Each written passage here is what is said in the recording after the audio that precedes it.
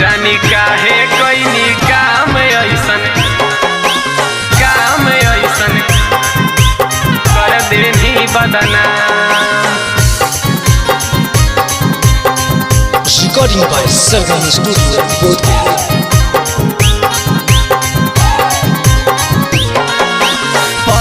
पहिला प्यार हलौ मानहलियो तोरे जान। पहिला प्यार हलौ मानहलियो तोरे जान। एगे मानहलियो तोरे जान।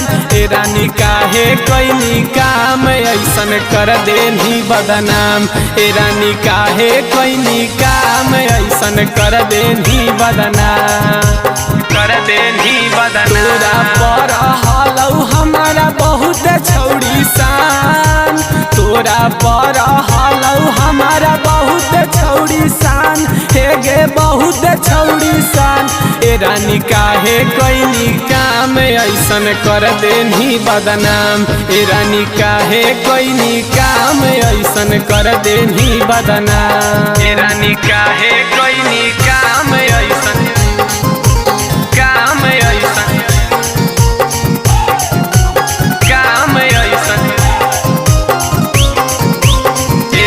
काहे कोई काम ऐसन कर देनी बदनाम।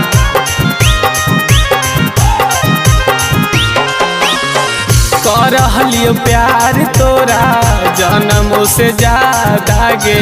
काहे ऐसे काम कोइनी तोरा निकलवा दागे। जागन करहलियो प्यार तोरा जन्मों से ज्यादा गे। काहे ऐसे काम कैनी तोरा निकलवा दागे। करब हमहू कांड छौड़ी रखी है तू ध्यान। करब हमहू कांड छौड़ी रखी है तू ध्यान। एगे रखी है तू ध्यान। ए रानी काहे कोई काम ऐसे कर देनी बदनाम। ए रानी काहे कोई काम ऐसे कर देनी बदनाम। ए रानी काहे कोई काम ऐसन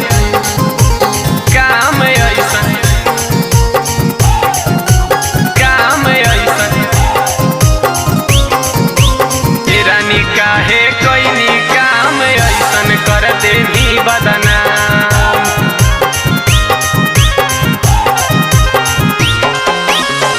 करमी ऐसन काम हमारा रहत हल जे पाता गे।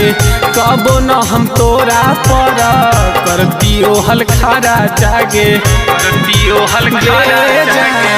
करमी ऐसन काम हमारा रहत हल जे पाता गे। कबो न हम तोरा पर करती हल खारा जागे। अजित आशिक के इज्जत छौड़ी कर देनी लीलाम। अजय राइटरवा के हाथ धर लेनी खुलियाम। एगे धर लेनी खुलियाम। ए रानी काहे कोई काम ऐसे कर देनी बदनाम। ए रानी काहे कोई काम ऐसे कर देनी बदनाम।